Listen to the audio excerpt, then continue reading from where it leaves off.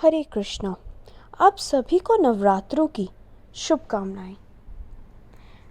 आप सभी नवरात्रों में देवी दुर्गा की उपासना करते हैं, घी के दिए जलाते हैं, उत्साह पूर्वक इसे मनाते हैं।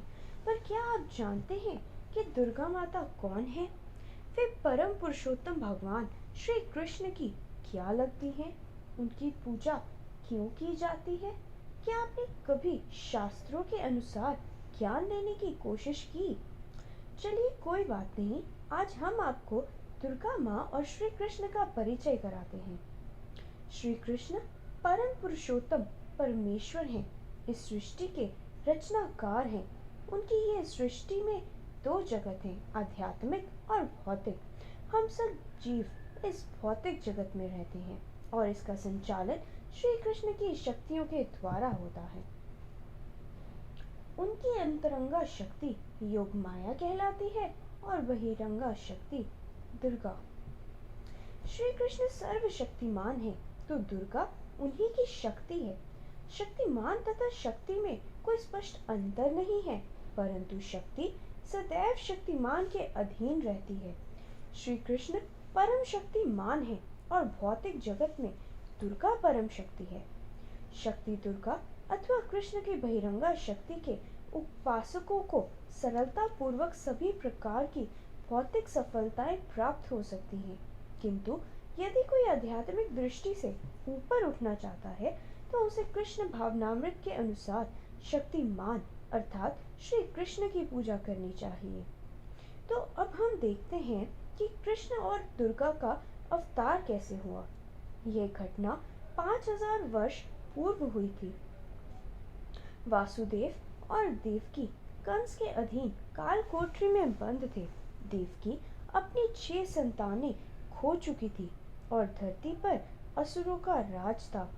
सभी देवताओं और धरती माँ की स्तुति के बाद अब स्वयं श्री कृष्ण और दुर्गा अवतार लेने वाले थे। जब 7वीं बार देवकी को संतान उत्पन्न होने वाली थी तो श्री कृष्ण ने योग माया को कुछ इस प्रकार आदेश दिया कि उनका पूर्ण अंश अनंत या शेष देवकी के गर्भ में स्थित है। रोहिणी के गर्भ में बलपूर्वक ले जाए जाने के कारण वे संकर्षण कहलाएंगे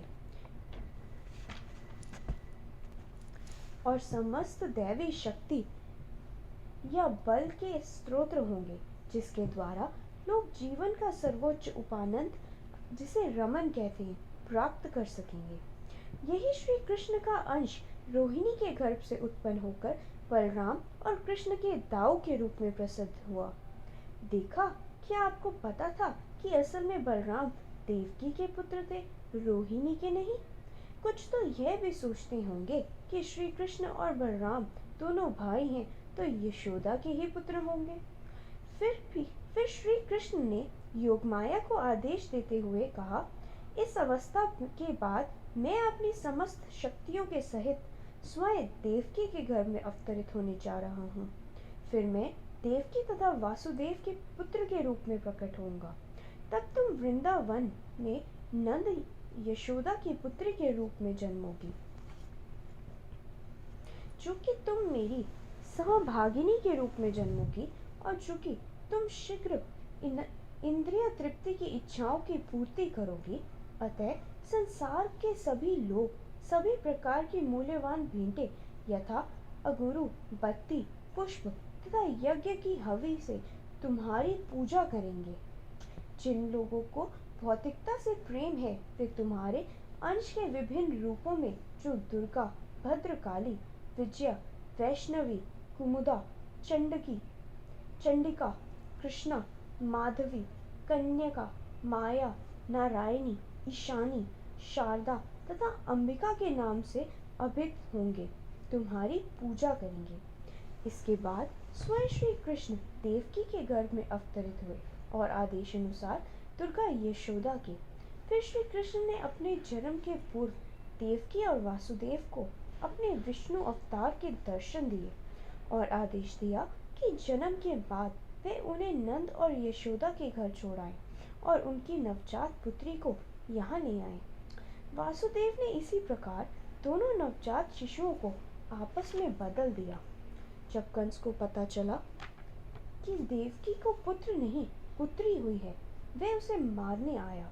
वह इतना क्रूर था कि नवजात शिशु को बलपूर्वक पत्थर पर पटकना चाहता था, परंतु वह शिशु तुरंत ही उसके हाथों से फिसल गया और आकाश में जाकर विष्णु की अष्टभुजा अनुजा के रूप में प्रकट हुआ।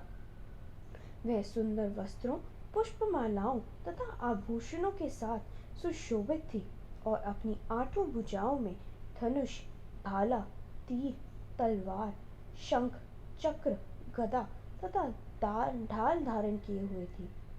कन्या को प्रकट होते देखकर जो वास्तव में दुर्गा थी, सिद्ध, चारण, गंधर्व, अप्सरा और किन्नर तथा अनेक लोगों के सारे देवतागण उसे विविध वस्तुएं भेंट करने लगे और अपनी अपनी ओर से प्रार्थनाएं करने लगे।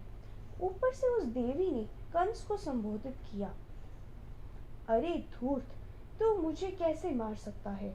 तुझे मारने वाला बालक इस संसार में कहीं पहले ही प्रकट हो चुका है।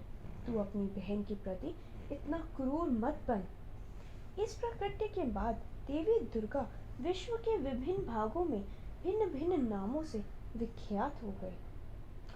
तो सुना आप सभी ने कि कैसे दुर्गा माँ ने अवतार लिया, कैसे वे प्रकट हुई और क्यों उन्हें पूजा जाता है।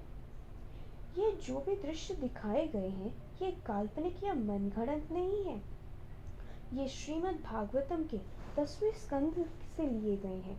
हमारा मूल उद्देश्य आपको शास्त्रों दिए ज्ञान से परिचित करवाना है। हरे कृष्ण।